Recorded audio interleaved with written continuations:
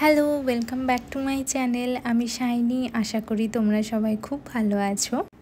এখন বাজে প্রায় দুপুর 12টার মতো।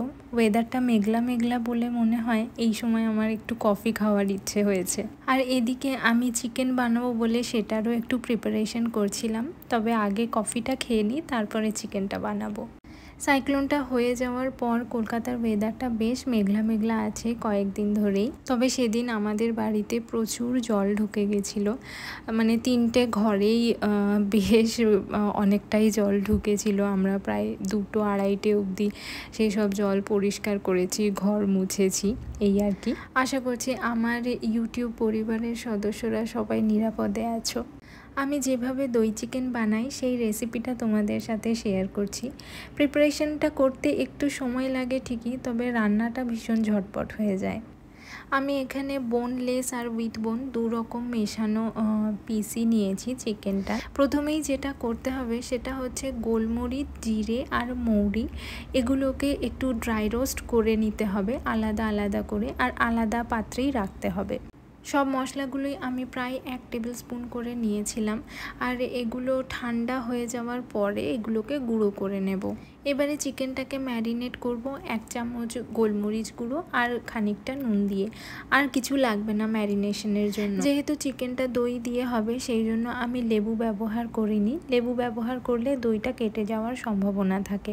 চিকেনটা মোটামুটি আধ ঘন্টা মতো ম্যারিনেট করে আমি রেখে দেব।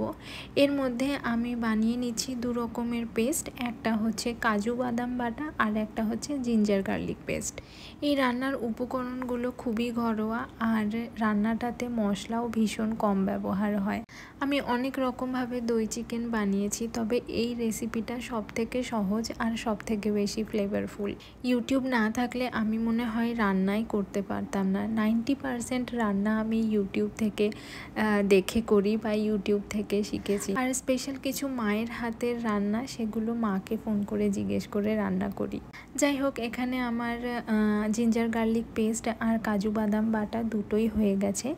আর লাগবে মিহি করে কুচোনো পেঁয়াজ আর মিহি করে কুচোনো কাঁচা লঙ্কা। সব প্রিপারেশন হয়ে গেছে, এবারে রান্নাটা শুরু করছি। কড়াইতে পরিমাণ মতো সাদা তেল দিয়ে ভালোভাবে তেলটা গরম করে নিতে হবে। এবারে তেল ভালোভাবে গরম হয়ে গেলে তার মধ্যে ম্যারিনেট করা চিকেনগুলো একটা একটা করে ছেড়ে দেব।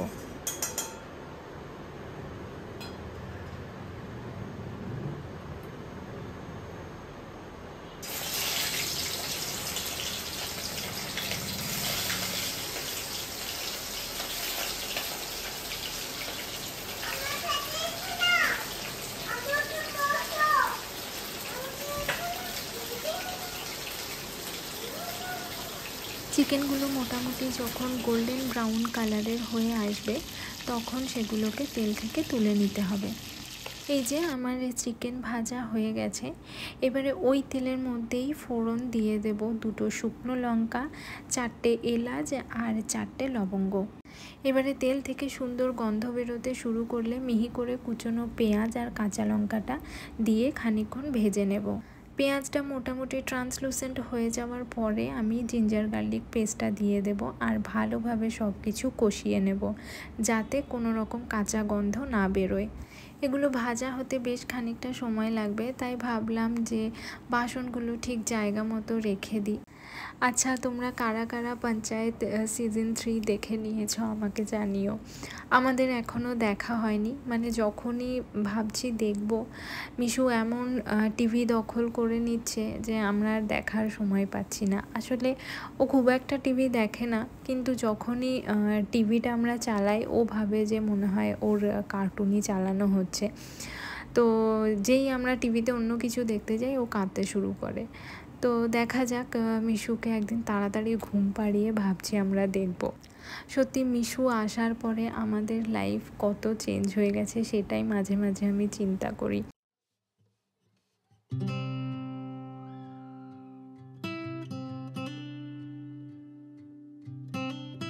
সব কিছু ভালোভাবে ভাজা হয়ে গেলে মশলাগুলো অ্যাড করে দেব। মশলার মধ্যে আমি ব্যবহার করেছি 1.5 চামচ মতো ধনে গুঁড়ো আর 1 চামচ মতো রোস্ট করে রাখা মৌরি গুঁড়ো। ব্যাস, আর কোনো মশলাই লাগবে না এতে। আবার সব কিছু প্রায় 30 সেকেন্ড মতো ভালোভাবে ভেজে নিয়ে দিয়ে দেব কাজু বাটা। কাজু বাটাটাকেও সব কিছুর সাথে ভালোভাবে মিশিয়ে নেড়ে চেড়ে রান্না করে নেব খানিকক্ষণ ধরে, কারণ কাজু বাটা কিন্তু কড়াইয়ের তলায় লেগে যাওয়ার একটা চান্স থাকে, তো এটাকে মাঝে মাঝেই নাড়তে হবে। মোটামুটি 3-4 মিনিট ধরে রান্না করার পরে দেখবে কাজু বাটা থেকে এরকমভাবে তেল ছেড়ে আসবে। আর এই সময়েই দিয়ে দেব কড়াইয়ের মধ্যে ভেজে রাখা চিকেনগুলো। তারপরে মশলার সাথে ভালোভাবে চিকেনটা নেড়ে চেড়ে মিশিয়ে নেব। চিকেন আর মশলা সব কিছু ভালোভাবে মিশে গেলে তার মধ্যে দিয়ে দেব 1 কাপ ফেটিয়ে রাখা দই। দইটা যদি খুব গাঢ় মনে হয় তার মধ্যে পরিমাণ মতো একটু জল মিশিয়ে পাতলা করে নিতে হবে। দইটা ঢালার সময় গ্যাসের ফ্লেমটা কিন্তু একদম লো রাখতে হবে, আর সব কিছু কিন্তু কনস্ট্যান্টলি নেড়ে যেতে হবে।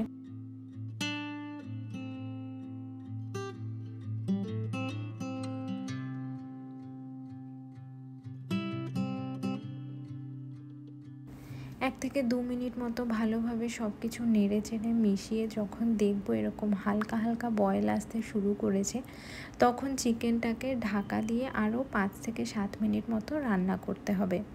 আমি বলতে ভুলে গেছিলাম, নুন চিনিটা তোমরা তোমাদের স্বাদ মতো দিও। যেহেতু এতে কাজু বাটা আছে তাই টেস্টটা অলরেডি একটু মিষ্টি হবে, তাই চিনির পরিমাণটা যে যেরকম মিষ্টি খাও সেই বুঝেই অ্যাড করো। আর একটা কথা, আমি এখানে একদমই রান্নাটার মধ্যে জল ব্যবহার করিনি। যদি তোমরা গ্রেভিটাকে একটু পাতলা করতে চাও সেক্ষেত্রে অল্প করে গরম জল অ্যাড করো, ঠান্ডা জল কিন্তু মিশিও না। কথা বলতে বলতে কিচেনটাও একটু ক্লিন করে নিলাম। আসলে ছোট জায়গায় কাজ করে করে এটা আমার অভ্যেসে দাঁড়িয়ে গেছে, রান্না করতে করতেই সাথে সাথে সব কিছু ক্লিন করতে থাকা। এতে কিন্তু হাতে অনেকটা সময়ও বাঁচে। যাই হোক, মাঝখানে একবার ঢাকা খুলে চিকেনটা নেড়ে চেড়ে আবার ঢাকা বন্ধ করে দেব।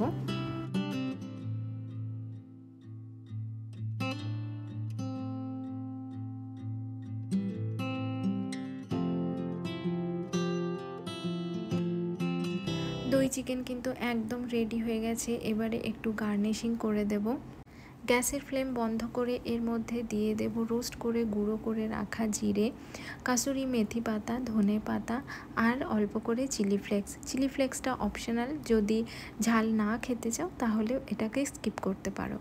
ব্যাস, সব কিছু আরও একবার ভালোভাবে নেড়ে চেড়ে মিশিয়ে নিলেই দই চিকেন কিন্তু একদম রেডি।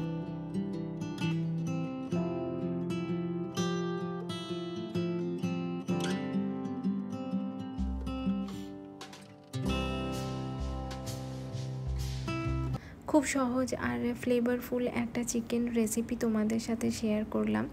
রেসিপিটা ট্রাই করো আর আমাকে অবশ্যই জানিও তোমাদের কেমন লাগলো।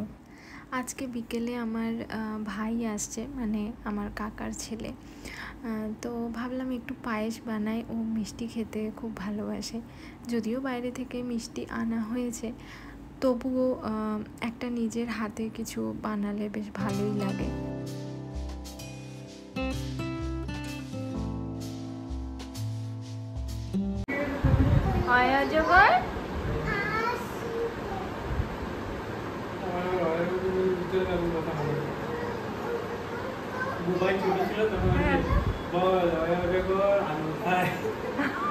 অজগর আলু খায়, দৌড়ে যায়। ওই আমার এখনো মনে আছে।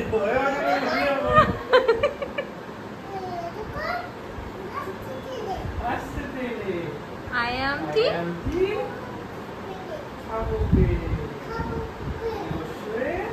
ইঁদুর ছানা,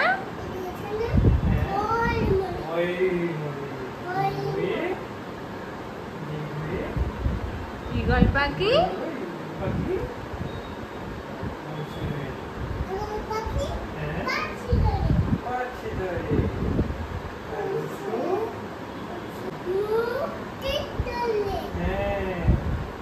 দীর্ঘটি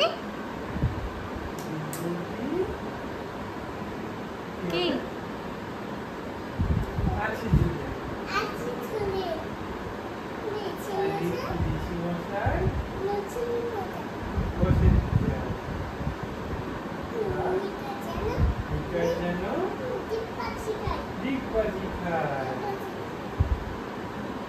তারপর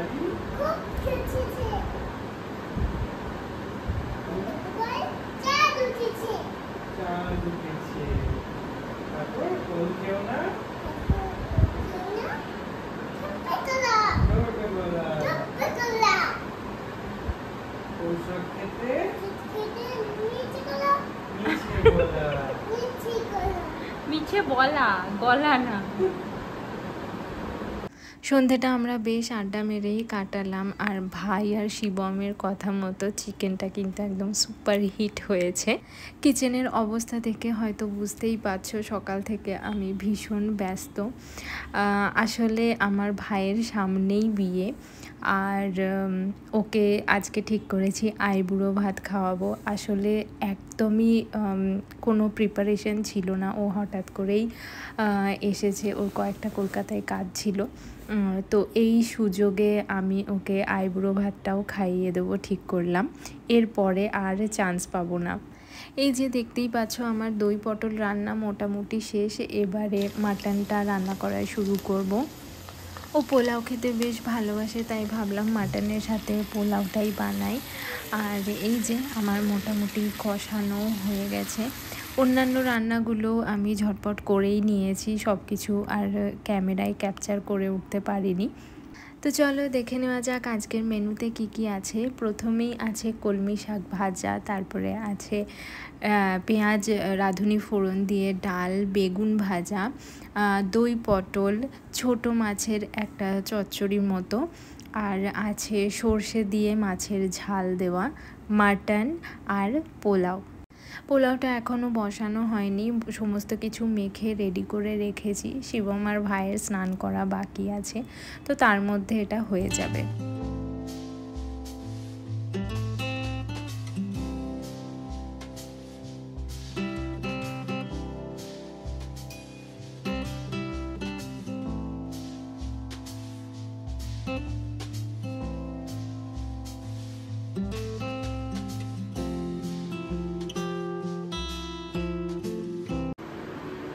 নে শুরু কর।